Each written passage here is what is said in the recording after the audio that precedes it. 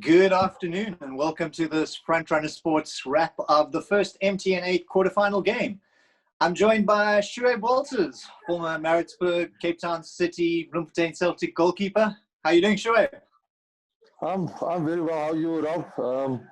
I thought as least we have got some excitement now with the last game, obviously in the MTN8, which was quite good. I think for MTN8, for MTN, themselves, it was a good start to the season. Yeah, it was an interesting game. It's obviously defending champion SuperSport looked like they were going to be running away with it. But then Mr. Ngele showed a bit of a fight, and TTM didn't do so badly in the end. Yeah, you know what? We've obviously expected it, even if you look at the signings that they've made, with the amount of attacking players that they made, and also with the coach Masuta, wants to play attacking football, and they keep mentioning it. And yeah, it's good to have that, but I do feel when you play against a team like SuperSport, you need to find a certain degree of balance, which they obviously didn't have. They were pretty poor at the back. Yes, we can also blame because they don't have everybody in the arsenal at the moment, which obviously what they expected with Onyango there, and then Ghani also not available to bring a little bit more stability at the back. You look at Nonyani, which is a natural left back, obviously playing in a makeshift centre back position, and then Brandon to run for me he was struggling because he was caught out of position quite a few times. With the first goal to block the shot, obviously because he's a natural right footer, and now to block it with your right foot was hard to block the cross for the goal for Grobler. And then obviously when it comes to the third goal as well, getting caught on the inside, and obviously Gamphani obviously shooting to his left side again. Yeah, obviously, let's just go back to the beginning because you mentioned not having players available. Yeah. Have you ever seen such a short team sheet? 14 players on the team sheet in a professional game in top tier football in South Africa. Have you ever been part of a 14-player team sheet? I've never been part of a 14-player team sheet, and the whole irony about it is that you're allowed 20 players now, so you're allowed 9 on the bench. So, and they just took it to the extreme, to the other side, and just say, yeah, I think it's a little bit unfortunate, obviously, with the registrations and players traveling and not being available. So I think they obviously had to just fulfill the fixture. But like we said, it was an entertaining game. They're obviously going to bring a certain degree of entertainment when it comes to playing football and attacking football. When you look at the SuperSport side, I mean, to be fair, after Bradley's goal in the 9th minute, I think they must probably had 4 or 5 chances to increase the lead before that second goal. Then the third goal comes a few minutes later. Do you think it was a case of that they took their foot off the pedal at that point? I think, playing against most of those players at SuperSport and watching them all the years now, they've got a certain degree where they manage games pretty well. So even if you look how they started quite, pushing for a goal. And in the result, they obviously, with that amount of pressure that they put on TTM, they got the first goal. And then, like you said, they created a few more chances. And if you look also at the aging defense that SuperSport have, is they're going to bank a lot this season on the first 45 minutes. And then from there will dictate how they will be able to manage the games going further. Look, you're playing in Toyando. There's probably maybe 33, 34 degrees there. We always knew that TTM was accustomed to that type of, humidity and weather. And I think that was just the way SuperSport was going to play. Did they expect, obviously, for TTM to continue? Yes, we always do. We always expect attacking footballing teams to, whether they're losing 5-0 or whether they're leading 1-0, they're going to play the same type of football. And I think that's what I expected. They were a little bit unfortunate not to get the equalizer with Lamola beating Phillips on the right-hand side and cutting it back and, the snapshot. So yes, I think they're showing some promise for the rest of the season. I obviously watched a lot of them in the Glad Africa Championship, and what was interesting is that while the playing personnel was obviously very different, it was a similar kind of thing to what I'd seen in the second tier, where they either weren't playing well at all or momentum pushed them forward and they suddenly played brilliantly. And there were moments in that second half that it looked like that equalizer was going to come. Also, Ronwen Williams pulled up a really good stop from Shanga. Can you afford to play like that, though, in the top flight? Or, will teams hurt you more than often, where it almost seems like some of the football is a bit off the cuff? Okay, so we can just look at normal statistics here now. I mean, look at the teams that do play that way. Polokwane, Baroka, Chippa United. Where are they on the log? So that should already tell you that, yes, you can play that, and Black Leopard's another one. That tells you already that you can play that, and yes, you'll get away with it at times, but to find a good balance is for the success of the PSL. Now, I understand that we're always hearing people saying we want to play attacking football and a good brand of football. But to a certain degree, is it going to be where you're going to concede goals the way you did? So if I'm a team now and you're playing off the cuff and I know all I need to do is sit a little bit deep and I know I'm going to get some chances on transition, or I'm allowed to walk into the box like Rayners did, and nobody's going to even try and mark me, and I'm just going to side foot the ball in the net, and then Brighton Mhlongo is left exposed. So playing off the cuff, it's not going to work in the long term. It might work 1 or 2 games, but it's not going to work obviously for the long run. And teams have showed that statistically they do play that way. Got a question from the YouTube from Zuko about asking whether admin will affect their game. I mean, let's just take a look at what's happened over the past week. Also, so it doesn't look like things are very well organized at the club. Announcing a squad 2 days before a match, that sort of thing. Could that sort of admin stuff start to affect on the field? And as a player yourself, how much does what's happening in the office behind you affect you on the field?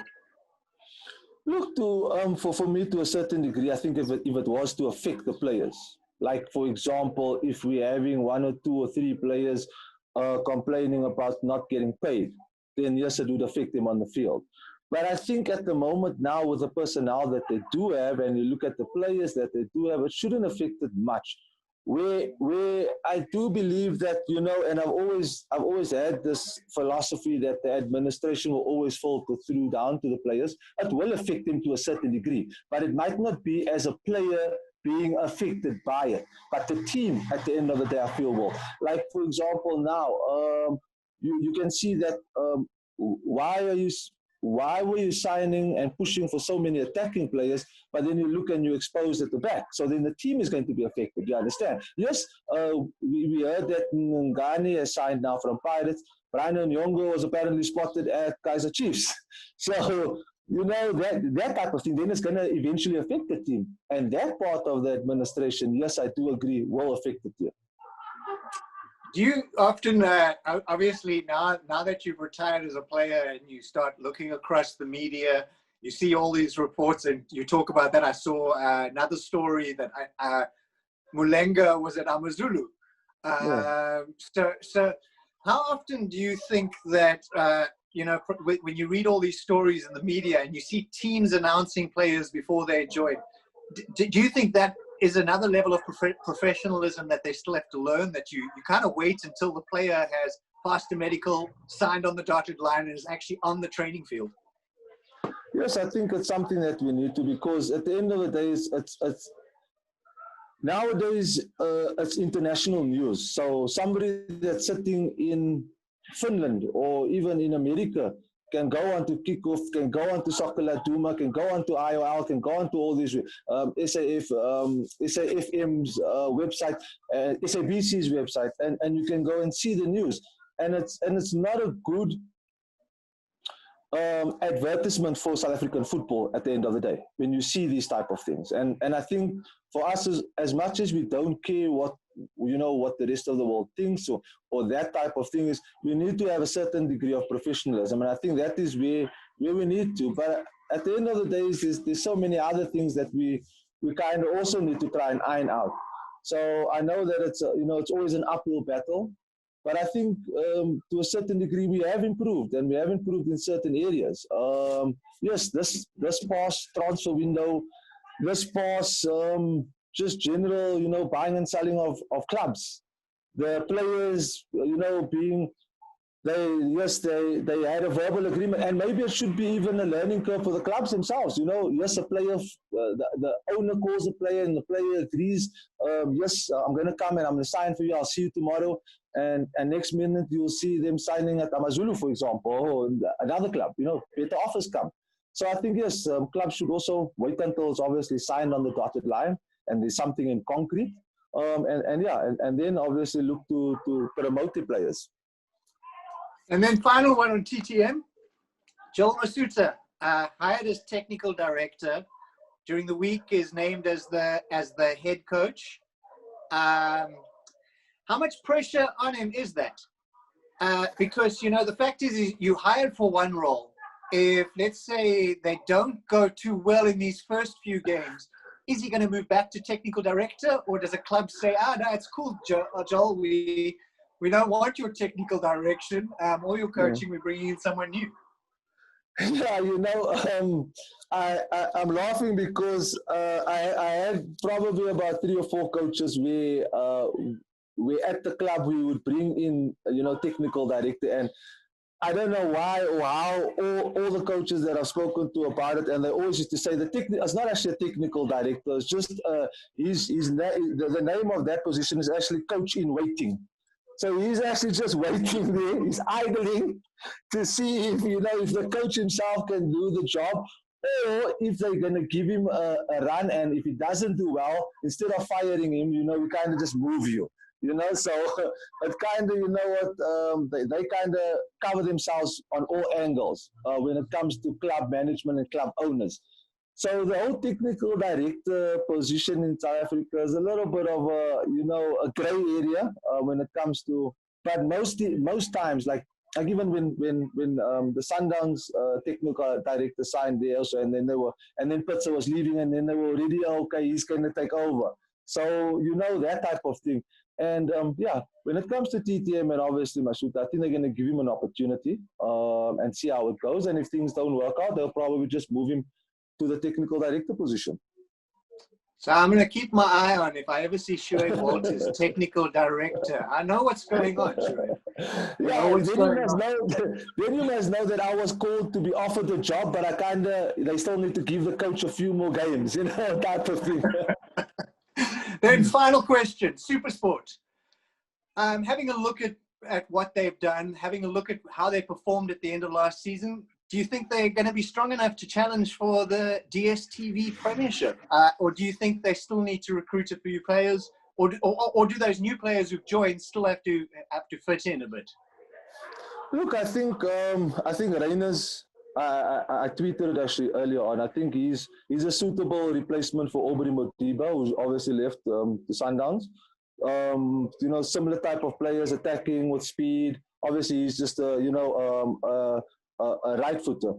But yes, like I said, you're looking at Bashira 35. You're looking at Kumalo, who's 35. You're looking at Daniels, which is 36, if I'm not mistaken. So definitely in the defense, I think they're going to have to, try and implement a little bit more young blood coming through. Obviously, those 3 won't be able to play your 35, 40 matches in a season. In the attack, I think, maybe a little bit of variety in the type of play. Most teams know that the diagonal balls, so they kind of build up from the one side, hit diagonal balls, and then obviously look to put in a cross and some tap, obviously looking to finish with Kabuza and Grobler.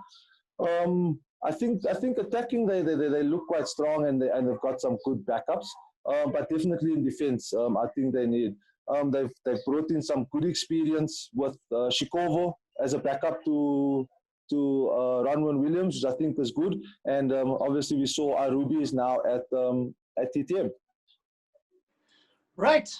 Don't forget to subscribe to the Frontrunner channel. That's a wrap on our little wrap-up of the first game of the 2020-2021 football season.